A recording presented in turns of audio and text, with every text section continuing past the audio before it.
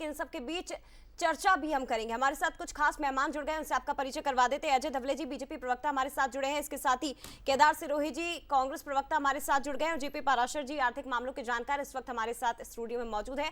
सभी का स्वागत। और सबसे पहले अजय धवले जी, आपका ही रिएक्शन में लेना चाहूंगी, क्योंकि ये कहा जा रहा है प्रधानमंत्री मोदी का मिशन, विजन और मुख्यमंत्री डॉक्टर मोहन यादव का विजन, क्या उसी तरह का बजट दिखाई देगा हमें आज?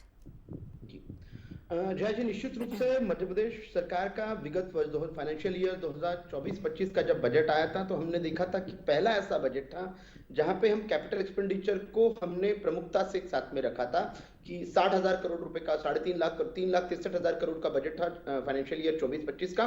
और उसमें मैक्सिमम जो था हमारा 63,000 करोड़, वो हमारा लगभग कैपिटल एक्सपेंडिचर पे खर्चा हुआ था। तो फाइनेंशियल ईयर 25-26 का भी जो बजट आज माननीय वित्त मंत्री जी सदन के माध्यम से मध्य प्रदेश की जनता के लिए प्रस्तुत करने वाले हैं, तो जो प्रमुख विषय है वो कैपिटल एक्सपेंडिचर है। फिर जिस ज्ञान की बात आदरणीय प्रधानमंत्री जी ने कही है कि हम इन 4 वर्गों को मानते, ये हमारी 4 जाति है, जिसमें हमारा गरीब है, हमारा युवा है, अन्नदाता है, नारी शक्ति है, इनको केंद्र बिंदु में रख के मध्य प्रदेश सरकार की महत्वाकांक्षी योजनाएं और उस योजनाओं का बजट एनमार्क होगा। और हम देखेंगे कि मध्य प्रदेश को विकसित भारत का जो लक्ष्य है आदरणीय प्रधानमंत्री जी का, उसमें कंट्रीब्यूट करने के लिए जो जो चीजें आवश्यक है, जैसे निवेश प्रमुख रूप से, क्योंकि मध्य प्रदेश एग्रीकल्चर में 17-18% के आसपास पर एनम ग्रोथ करता है, जो अपना पीक है। अब हमें जो ग्रोथ की आवश्यकता है और मध्य प्रदेश का जीडीपी बढ़ाने के लिए, वो है इंडस्ट्रियल रिवॉल्यूशन लाने की, निवेशकों को आकर्षित करने की और रोजगार सृजन करने की। तो कल जो माननीय वित्त मंत्री जी ने इकोनॉमिक सर्वे फाइनेंशियल ईयर 24-25 का सदन के पटल पे रखा, उसमें स्पष्टता के साथ में रखा कि इकोनॉमिक सर्वे में मध्य प्रदेश का जो जीएसडीपी है लगभग 11% बढ़ा है। तो 15 लाख करोड़ को हमारा जीएसडीपी अभी पार कर चुका है, 13,63,000 करोड़ के आसपास विगत वर्ष था। फिर प्रति व्यक्ति आय, आज हम उन देश के अग्रणी 5-6 राज्यों में आके खड़े हुए हैं जहां सस्टेनेबिलिटी के साथ में प्रति व्यक्ति आय, जिसको हम पर कैपिटा इनकम कहते हैं, ये बढ़ रही है। तो ये एक बहुत अच्छा, जिसको हम कहेंगे कि एक हेल्दी इकोनॉमी का साइन है, हेल्दी इकोनॉमी का इंडिकेटर है, जहां प्रति व्यक्ति आय भी बढ़ रही है, आपका जीडीपी भी ग्रो कर रहा है। और एक दूसरा महत्वपूर्ण प्रश्न जो विपक्ष हमेशा उठाता है कि ये सरकार कर्जा लेती है, तो निश्चित रूप से माननीय वित्त मंत्री जी ने जब इकोनॉमिक सर्वे सदन के पटल पर रखा था, तो हमने किस प्रकार से उस लोन का यूटिलाइजेशन किया है, उस लोन की यूटिलाइजेशन को भी मध्य प्रदेश की जनता के समक्ष रखा है कि सर्वाधिक कैपिटल एक्सपेंडिचर अगर हमारी सरकार ने 20 वर्षों में किया है, अजय जी, और यही बात वित्त मंत्री भी दोहरा रहे थे कि किस तरह से जनता को ये बताया जाएगा कि जो कर्जे की बात लगातार की जा रही है वो कर्जा नहीं, निवेश है, और प्रदेश के विकास के लिए ही उसका इस्तेमाल होता है। और जनता के सामने ये बताया भी जाएगा कि कहां कितना खर्च हुआ, कितना लोन लिया गया, कितना चुकाया गया। सिरोही साहब हमारे साथ मौजूद हैं। केदार जी, 2500 लोगों ने इस बार बजट के लिए सुझाव दिए, ना सिर्फ आम जनता से, विशेषज्ञों से भी सुझाव लिए गए थे। एक विपक्ष के तौर पर आपकी भी बड़ी जिम्मेदारी होती है, क्योंकि प्रदेश का बजट तो हम सबका बजट है। आपने क्या सुझाव दिए इस बार बजट से पहले सरकार को? देखिए, मैं हार्डकोर एग्रीकल्चर सेक्टर से आता हूं, तो मैंने तो सरकार से हाथ जोड़ के विनती की है कि आप तो एग्रीकल्चर इनपुट पे जो टैक्स लग रहा है वो टैक्स खत्म कर दीजिए। आज मध्य प्रदेश में देखिए निवेश की बात हो रही है, इंडस्ट्री लाने की बात हो रही है। जो हम लोग 45% का जो जीएसडीपी में योगदान देते हैं एग्रीकल्चर वाले, आज उसकी स्थिति किस तरीके की हो गई है। मध्य प्रदेश में सोया प्लांट बंद हो रहे हैं, उसके बाद में 140 चना और ये दाल मिल बंद हो चुकी है, गन्ना मिल बंद हो रही है, कपास की जिनिंग बंद हो रही है। ऐसे समय में हम तो सरकार से यही चाहते हैं कि जो एग्रीकल्चर का जो टैक्सेशन है वो कम करें। अभी एक बात जो आई है कि कर्जा इन्वेस्टमेंट है, बिल्कुल सही कहा। हम किसान लोग कर्जा ले रहे हैं, केसीसी के नाम से यही कह रहे हैं इन्वेस्टमेंट हो रहा है। लोग गोल्ड लोन ले रहे हैं, वो ये कह रहे हैं कि इन्वेस्टमेंट हो रहा है, गोल्ड लोन भरकर ये चला। ये जो बातें आप कर रहे हैं, ये एक किसान होने के नाते कर रहे हैं, किसानों की ओर से कर रहे हैं, या एक विपक्ष में होने के नाते कर रहे हैं? क्योंकि राजनीति से इतर अगर मैं समझने की कोशिश करूं तो सर उसके लिए भी जानना चाहेंगे कि एक आम इंसान जो उम्मीदें करता है, आप भी क्या वही उम्मीद कर रहे हैं सरकार से? देखिए, बजट को इसको राजनीति में मत बांटिए। आपके लिए भी जरूरी है, मेरे लिए भी जरूरी है, जितने बैठे हैं सबके लिए जरूरी है। सबने टैक्स दिया है और सबकी सरकार है। तो बात ये हो रही है कि बजट पे मुझे नहीं लग रहा चाहिए कि इसको बांट दिया जाए कांग्रेस भाजपा में।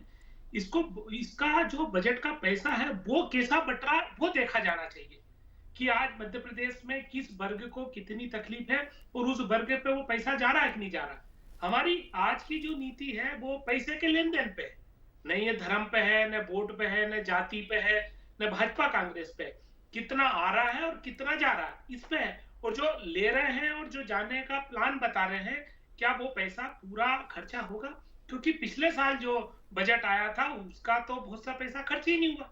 कल ही प्रेस कॉन्फ्रेंस में मुझे आंकड़े पता पड़े कि 61% ही खर्च कर पाए। बहुत सी जो विभाग है, महत्वपूर्ण विभाग है, उनका जो पैसा है वो काफी हद तक कम रहा है। 33% तक का जो यूज नहीं हो पाया। 50,000 करोड़ केंद्र से आया नहीं है। तो बात यहाँ पर यह है कि हम जब बजट दे रहे हैं जी, तो बजट में बहुत लंबी चीजें देने की जरूरत नहीं है। शायद मैं कल आपके ही था, तभी मेरा अनुमान था कि 4,15,17,000 करोड़ का बजट होना चाहिए। अभी उसी के इर्द गिर्द का बात आया, क्योंकि पिछली बार हमने अच्छा खासा कर्ज लिया है। इस बार तो बजट का साइज भी सिरोही जी बढ़ा दिया गया है। लेकिन जो बातें आपने उठाई है बहुत महत्वपूर्ण है कि बजट में ऐलान तो होते हैं लेकिन खर्च नहीं होता, विभागों को मिलता नहीं है, मिलता है तो वो कहाँ जाता है, आम जनता तक पहुंच ही नहीं पाती जानकारी। और ये बात बिल्कुल अच्छी है कि आप एक मजबूत विपक्ष में होने के नाते इन बातों को यहाँ इस मंच पर उठा भी रहे हैं। उस पर भी जवाब हम दबले जी से लेंगे, लेकिन सीधे एक बार लेकिन अब पाराशर जी का रुख करेंगे, क्योंकि जब भी बजट की बात आती है पाराशर जी, तो टैक्स दिखने लगता है। टैक्स में कितनी छूट मिलेगी, महंगाई कम होगी या नहीं होगी। फिर आते हैं बाजार पे, जिस तरह से बाजार में उतार चढ़ाव इस वक्त चल रहा है। इस बार अगर हम देखें बिजनेस को लेकर काफी फोकस्ड रहा प्रदेश का पिछला अगर हम महीना देखें, जिस तरह से आप देखिए लगातार ग्लोबल इन्वेस्टर समिट भी हुआ, उसके बाद उद्योग को लेकर लोगों के मन में एक नई जिज्ञासा उठी है। क्या लगता है इस बार बिजनेस वर्ल्ड में, बिजनेस वर्ग में क्या कुछ स्कोप बजट में? आपने ठीक कहा कि जो 2025 है वो इंडस्ट्री वर्ष, उद्योग वर्ष की तरह घोषित किया है राज्य सरकार ने। तो लेकिन जो इकोनॉमिक सर्वे है उसमें अगर हम देखें तो उसमें ये पता लगता है कि जो सेकेंडरी सेक्टर है उसकी हिस्सेदारी, उसका कंट्रीब्यूशन जीएसडीपी में, यानी जो राज्य का सकल उत्पाद है उसमें उसका जो योगदान है वो तकरीबन 19% है। जबकि जो प्राइमरी सेक्टर है, जिसको हम कृषि और हस्बेंड्री वगैरह ये सब चीज़ों को मिला दें, मत्स्य पालन वगैरह, तो वो उसका योगदान 44% है। यानी अभी मैन्युफैक्चरिंग सेक्टर का जो योगदान मध्य प्रदेश की इकोनॉमी में है वो काफ़ी कम है। लेकिन ये है कि जो पिछले एक साल से जिस तेज़ी से प्रयास हुए हैं इस दिशा में, तो मुझे लगता है कि इसमें काफ़ी बढ़ोतरी होनी चाहिए। और ये सेक्टर भी, मैन्युफैक्चरिंग सेक्टर अगर बढ़ता है तो कारोबारी वर्ग के लिए काफ़ी लाभदायक होगा, क्योंकि दो चीज़ों को उन्होंने ध्यान इस पूरे, मैं कल जो इकोनॉमिक सर्वे देख रहा था तो इस बजट में भी उसकी ध्वनि हमें सुनाई देनी चाहिए। उनमें से एक ये है कि ईज़ ऑफ डूइंग बिजनेस, यहाँ पर लोग आसानी से निवेश करें, कारोबार करें। अगर ऐसा संभव हम करते हैं तो हमारी जो इकोनॉमी है मध्य प्रदेश की वो रोज़गार ज़्यादा पैदा करेगी। किस क्षेत्र में? मैन्युफैक्चरिंग सेक्टर में। और उसका सीधा लाभ लोगों को अपनी आमदनी बढ़ाने में मिलेगा। जैसे मैं एक छोटा सा उदाहरण आपको तेलंगाना का देता हूँ कि तेलंगाना में आईटी सेक्टर के आने की वजह से उनको ये फ़ायदा हुआ कि जो ऑफिशियल स्पेसेस थे या आवास थे, ड्वेलिंग्स थे, उनकी मांग बहुत ज़्यादा बढ़ी। और उसका सीधा फ़ायदा उनको ये मिला कि जो ओन टैक्स रेवेन्यू होता है वो ओन टैक्स रेवेन्यू बढ़ा। तो जो आपने अभी टैक्स की बात की थी, टैक्स रेवेन्यू बढ़ाने का एक सिर्फ यही तरीका नहीं है कि जो एग्जिस्टिंग लोग हैं या काम कर रहे हैं उन्हीं को टैक्स कर दिया जाए। दूसरा तरीका ये है कि अगर हम निवेश बढ़ाते हैं और कारोबारी गतिविधियां बढ़ाते हैं, मैन्युफैक्चरिंग सेक्टर को बढ़ाते हैं, तो हमारा जो टैक्स का रेवेन्यू है उसको बढ़ाया जा सकता है। बिल्कुल। और जिस तरह से आप ये भी देखिए कि राज्य कोषीय घाटा कम करने के लिए जीएसटी बढ़ाने की भी बात पाराशर जी की लगातार की जा रही थी। इस बीच हमने ये भी देखा कि जीएसटी को अगर बढ़ाना है तो उद्योगों को काफ़ी ज़्यादा लाभ दिया जाना चाहिए, उसको बढ़ावा दिया जाना चाहिए। और इसलिए आप देखिए ना सिर्फ ग्लोबल इन्वेस्टर समिट हुई, उससे पहले रीजनल इन्वेस्टर समिट में भी सरकार का मुख्य फोकस शायद यही रहा, ताकि फिर इससे राज्य कोषीय घाटा भी कम हो और ज़्यादा से ज़्यादा उद्योग भी प्रदेश में बढ़ सके। बिल्कुल पाराशर जी, लेकिन एक और सवाल मेरा रहेगा, उसके बाद फिर राजनीतिक मेहमानों का रुख करेंगे। देखिए, उद्योगों को बढ़ावा मध्य प्रदेश में दिया जा रहा है, इसमें कोई भी संशय नहीं है। जैसे कि आप कर्नाटक का जिक्र कर रहे हैं, बेंगलुरु की बात की जाए तो ये आईटी हब के रूप में जाने जाते हैं। मध्य प्रदेश में भी ऐसा नहीं है कि सरकार की ओर से प्रयास नहीं किए जा रहे, बहुत से नवाचार करने की कोशिश एमपी में की जा रही है, लेकिन व्यापारिक जगत की ओर से जो डिमांड हो रही है वो ये हो रही है कि हम ज्यादा से ज्यादा उद्योग तब लगाएं या हमें उस वक्त फायदा हो जब सरकार टैक्स से हमें राहत दे। तो आपको लगता है कि आज पेश होने वाले बजट में, जब ग्लोबल इन्वेस्टर समिट जैसा इतना बड़ा इवेंट हम मध्य प्रदेश में कर रहे हैं, तो बजट में ऐसा कोई ऐलान आज हो सकता है? और चलिए शुरुआत करेंगे, आज बजट का दिन है, लेकिन उन सबसे पहले एक बड़ी खबर, मऊ हिंसा से जुड़ा एक बड़ा अपडेट आपको बता दें। हिंसा का एक और वीडियो सामने आया है, टारगेट करके पथराव किया गया, तोड़फोड़ की गई। ये बड़ी खबर इस वक्त की आपको बता रहे हैं। जिस दिन जीत का जश्न मनाया जा रहा था उस दिन की तस्वीरें, टारगेट करके पथराव हुआ, तोड़फोड़ हुई। 2 मिनट 51 सेकंड का ये वीडियो जो सब कुछ बयां कर रहा है। तो जरा इन तस्वीरों को आप देखिए, किस तरह से टारगेट कर पथराव किया गया। और महू हिंसा की जो अब तस्वीरें सामने आ रही है वो इस ओर इशारा कर रही है कि क्या पहले से ही यहां पर एक योजना तैयार की गई थी। घरों से मिर्ची के घोल मिल रहे हैं। जामा मस्जिद की तस्वीरें सामने आई जहां विजय जुलूस पर अचानक ही हमला बोला जाता है और उस दौरान शहर काजी भी तस्वीरों में नजर आते हैं। लेकिन अब आप देखें, हिंसा का एक और वीडियो सामने आया और हमले के बाद इन सबूतों को नष्ट करने की कोशिश की जा रही थी, जहां हमलावरों ने सीसीटीवी कैमरे भी तोड़ने की कोशिश की। तो ये जो तस्वीरें आप देख रहे हैं, ये जो लाठी डंडे लेकर हमलावर आए हैं और ऊपर की दिशा में जो पत्थर फेंके जा रहे हैं, दरअसल ऊपर लगे हैं सीसीटीवी कैमरे, और ये इनकी तस्वीर कैद ना हो, इनकी करतूत कैद ना हो, इसीलिए सबूतों को मिटाने का भी प्रयास किया जा रहा है। हमारे साथ पीयूष पारे इस वक्त फोन लाइन पर जुड़ गए हैं।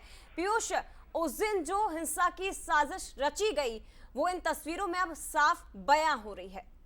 बिल्कुल साफ बयां हो रही है और एक के बाद एक वीडियो जो आ रहे हैं वो काफी चौंकाने वाले हैं। ये वीडियो पत्ती बाजार चौक का है जया, जहां पर आप देखें कि घरों पर पहले तो पत्थर फेंके जा रहे हैं, नकाब पोश बदमाश आते हैं, यानी कि नकाब पहनकर वो आ जाते हैं और उसके साथ में घरों पर लगातार एक के बाद एक पत्थरबाजी कर रहे हैं और गाड़ियों में किस तरीके से यहाँ पर तोड़फोड़ की जा रही है, इसकी तस्वीरें भी कहीं ना कहीं आप देख सकती हैं। ये पत्ती बाजार चौक का वो इलाका है जहाँ पर सबसे ज्यादा उपद्रव इन तमाम बदमाशों ने मचाया था और इनके खिलाफ पुलिस ने एफआईआर भी दर्ज की है। और आप देखें कि सबूत ना रहे, लोगों को पता ना लगे और जो इनकी हरकतें हैं वो लोगों को तक पहुंचे ना, इसके लिए इन्होंने घटना के बाद में सीसीटीवी कैमरे तोड़ने का भी प्रयास किया और वो सीसीटीवी कैमरे भी तोड़े गए हैं। तो कुल मिलाकर ना सिर्फ यहाँ पर इस पूरी घटना को अंजाम दिया गया बल्कि सबूतों को मिटाने की भी यहाँ पर पूरी तरीके से कोशिश की गई। अब ये वीडियो भी इन्वेस्टिगेशन का पार्ट हो गए हैं और इन्हीं वीडियो के आधार पर मुझे लगता है कि आने वाले दिनों में कई और लोगों के खिलाफ भी एफआईआर होगी और गिरफ्तारियां एक के बाद एक लगातार देखने को मिलेंगी। निश्चित तौर पर कार्रवाई सख्त होनी चाहिए जो शहर का माहौल और फिजा को बिगाड़ने की कोशिश पीयूष करते नजर आ रहे हैं। फिलहाल बहुत धन्यवाद आपका तमाम तस्वीरें हम तक पहुंचाने के लिए, जानकारी के लिए। और आगे बढ़ते बात करते हैं विजन के बजट की। दरअसल मोहन सरकार का बजट आज अब से कुछ ही देर में पेश होने वाला है। मोहन कैबिनेट की बैठक इस वक्त विधानसभा में चल रही है और इस बैठक में बजट को मंजूरी मिलेगी और उसके कुछ ही देर बाद ये बजट सदन के पटल पर रखा जाएगा।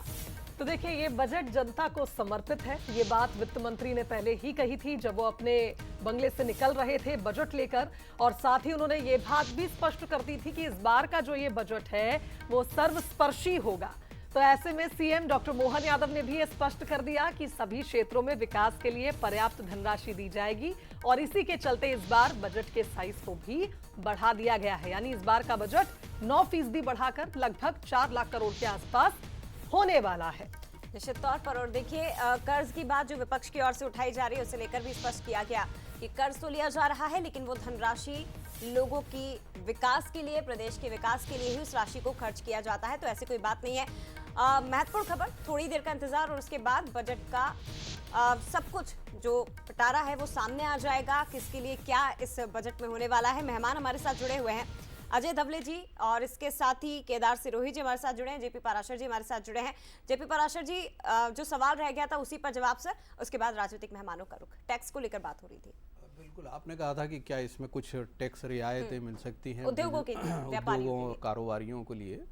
तो मुझे लगता है कि एक जो अभी हाल ही में निवेश को लेकर के ग्लोबल इन्वेस्टर समिट हुई और ये तमाम चीज़ें, इसमें जो इनपुट्स मिले होंगे, फीडबैक जो सरकार को मिला होगा, उस फीडबैक को निश्चित रूप से इस बजट में शामिल किया जाएगा। और उसका मतलब ये होगा कि जो रेगुलेटरी फ्रेमवर्क है यहाँ पर कारोबारियों के लिए काम करने का, उसको आसान बनाया जाए और उसको बिजनेस फ्रेंडली बनाया जाए या इन्वेस्टमेंट फ्रेंडली बनाया जाए। इस पर सरकार निश्चित रूप से ध्यान रखेगी, क्योंकि केंद्र में भी अगर सरकार एक कार्यक्रम बिजनेस रिफॉर्म एक्शन प्लान बनाया है जो, वो उससे एक पैरिटी राज्य में चाहिए। अगर आपको इसके पूरे फ़ायदे उठाना है तो आपको उसी मुताबिक अपनी नीतियाँ भी बनानी पड़ेंगी।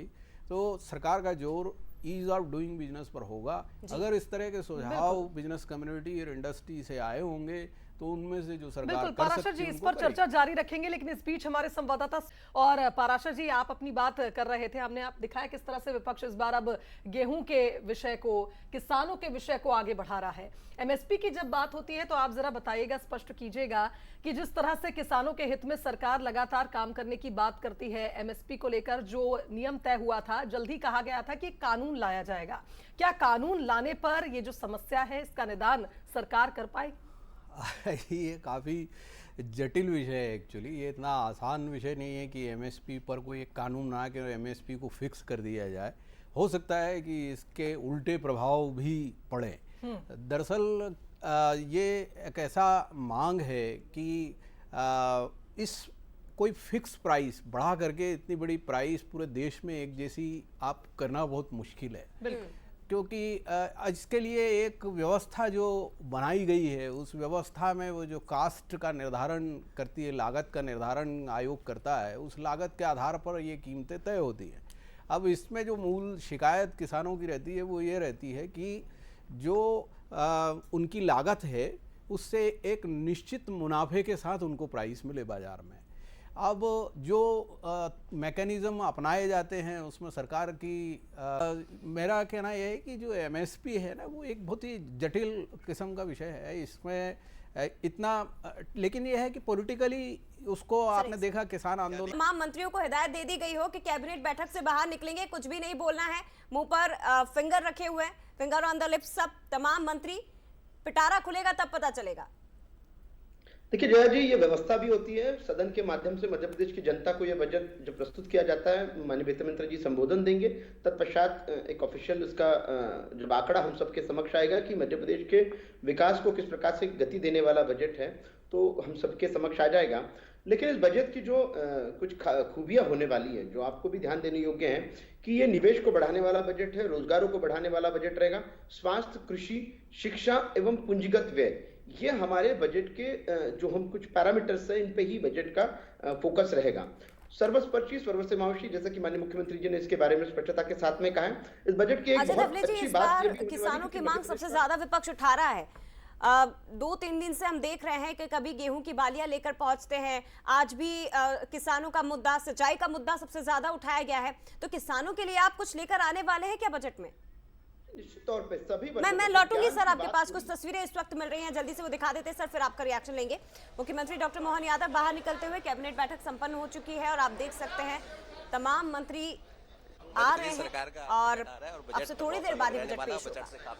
काफी उम्मीद है सर। कैसे बजट तो अच्छा है ना? बहुत अच्छा है, आनंद लोग है, बहुत अच्छा। भरपूर आनंद मिलने वाला है। बिल्कुल बिल्कुल, इतिहास बनेगा, इतिहास बनेगा।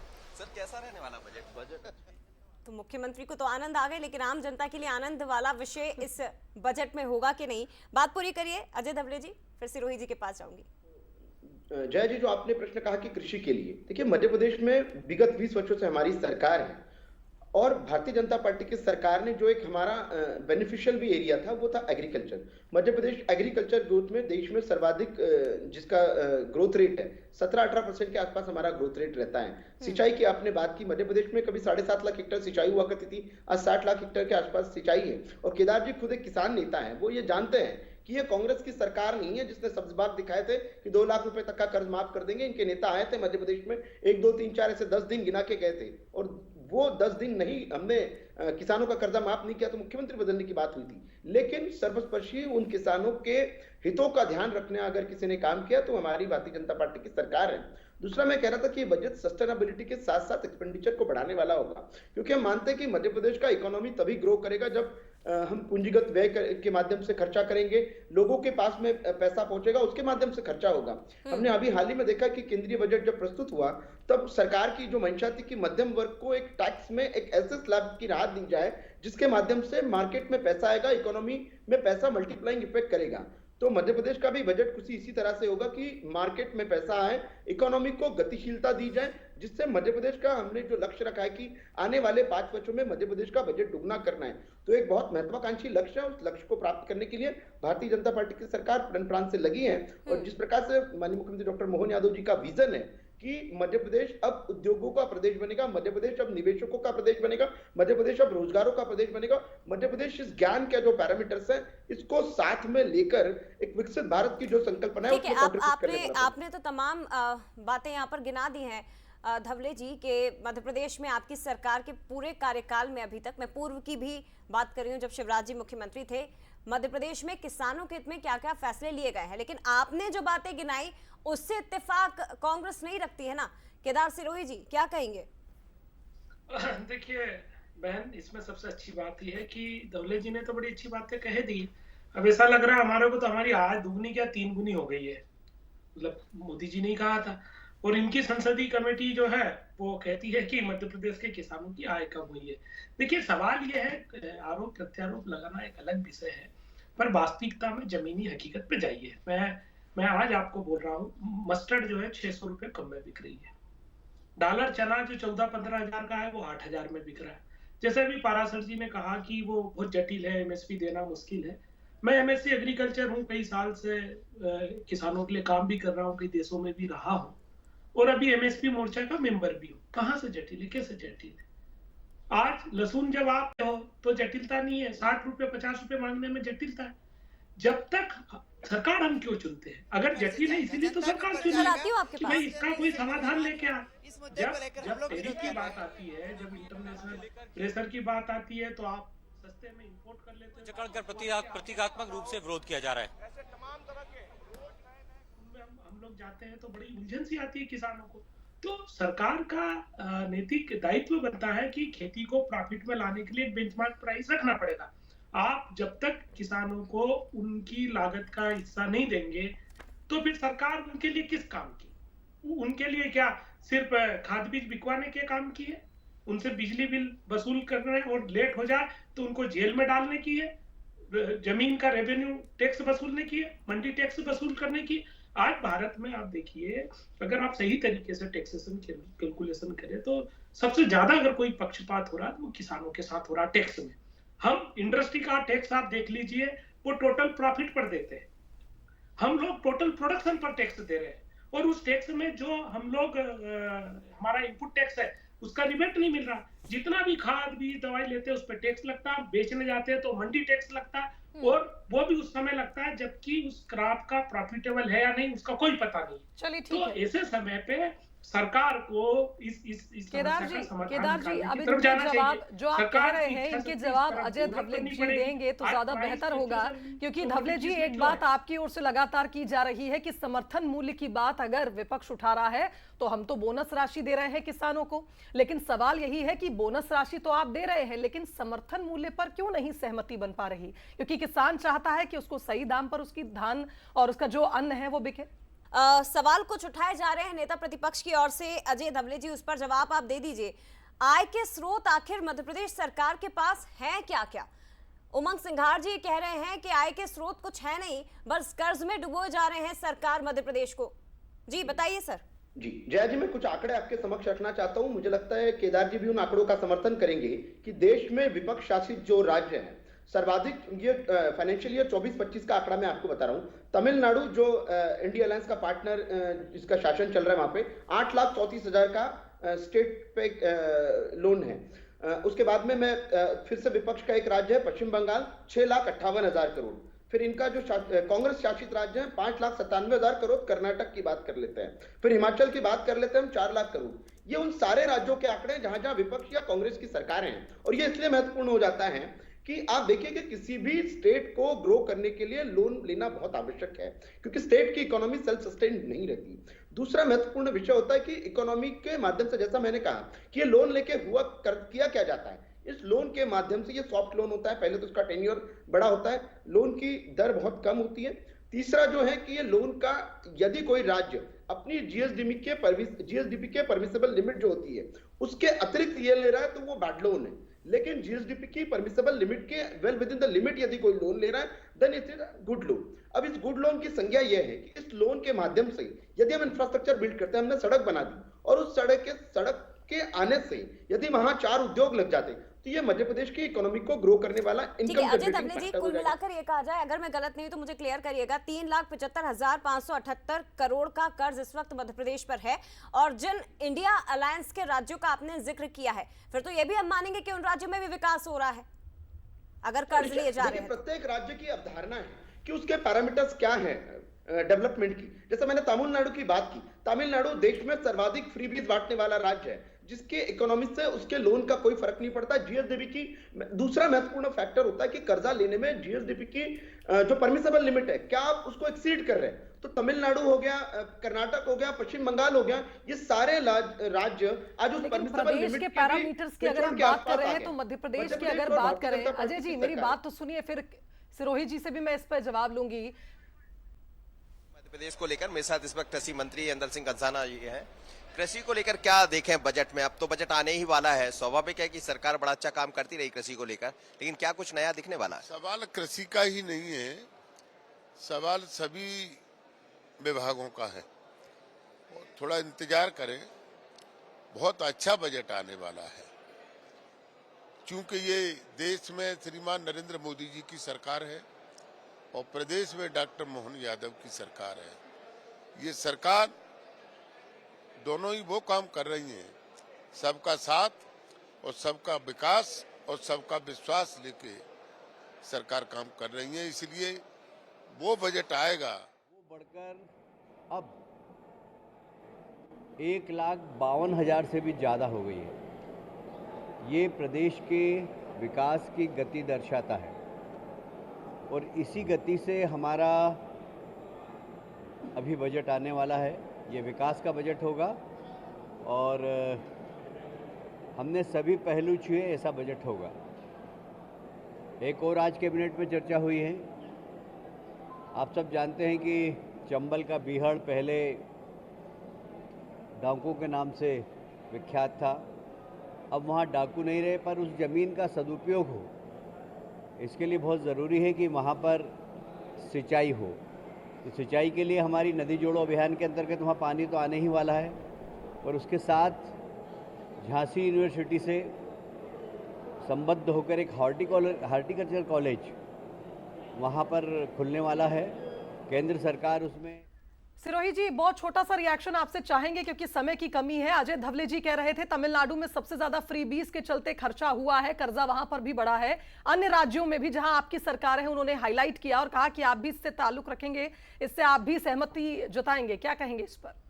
मैं ताल्लुक तो गुजरात से भी रखूंगा, मैं ताल्लुक यूपी से भी रखूंगा और मैं ताल्लुक महाराष्ट्र से भी रखूंगा, वहां के कर्जे भी बता दें। थोड़ा सा समय दिया, मैं आपको 2 चीज बता देता हूँ जी कि इस बार जो हमारी व्यवस्था चलाने का जो खर्चा लगेगा, पेंशन, ब्याज और तनख्वाह पे, वो जो 1,17,000 करोड़ पिछली बार था, वो इस बार 1,34,000 से 36,000 करोड़ के बीच में हो रहा है, पहला। दूसरा, मध्य प्रदेश की जो इनकम 1,02,000 करोड़ थी, वो 1,09,000 से लेकर 12 के बीच में रहेगी। ये मैं इनको अभी से ही बता देता हूँ, बजट नहीं आया उसके पहले ही फोरकास्टिंग करके जा रहा हूँ, आधे घंटे बाद आप मिला लीजिएगा। सवाल यह है कि भारतीय जनता पार्टी इधर उधर से कंपेयर करने की बजाय मध्य प्रदेश पे कंपेयर करे, मध्य प्रदेश की स्थिति को कंपेयर करके उसके सॉल्यूशन लाए। मेरा 2 चीज है आखिरी ये कहते हुए, आप तो दोनों बहनें बड़ी जोरदार जोड़ी है मध्य प्रदेश मीडिया की, जया और शुभांगी बहन। आप ये बताइए, इंडस्ट्री जो है वो हमारे यहाँ क्यों आएगी? वो तभी आएगी जब उनको हमको कुछ देना पड़ेगा। जब तक आप इन्वेस्ट नहीं करोगे, वो आप स्टेट इन्वेस्ट नहीं करेगा इंडस्ट्री में, तब तक इंडस्ट्री हमारे यहाँ इन्वेस्ट नहीं करेगी। तो सरकार ये बताए कि वो क्या इन्वेस्ट कर रही है, किस तरीके से रियायत दे रही है जिससे वो हमारे यहाँ, ये अगर हो जाता है तो सब अच्छा रहेगा। ठीक है, नहीं बहुत तो महत्वपूर्ण सवाल वही आपने ढाक के उठाया दो कि इंडस्ट्रीज आखिर क्यों मध्य प्रदेश में आएगी। अगर वो यहाँ उद्योग लगाएगी तो हमें भी तो उन्हें कुछ रिटर्न में देना पड़ेगा ना। किसी भी पार्टी में जाते हैं रिटर्न गिफ्ट जरूरी हो जाता है, लेकिन मध्य प्रदेश सरकार उसके लिए क्या कर रही है ये जरूर देखने वाली बात है और अब से थोड़ी देर बाद ही पता चलेगा। फिलहाल बहुत शुक्रिया आपका केदार सिरोही जी, अजय धवले जी, बहुत धन्यवाद आपका वंसल न्यूज के साथ जुड़ने के लिए। तो चर्चा लगातार जारी रहेगी, लेकिन अब से थोड़ी देर का इंतजार, जब मध्य प्रदेश का बजट पेश होगा, क्या होगा पिटारे में।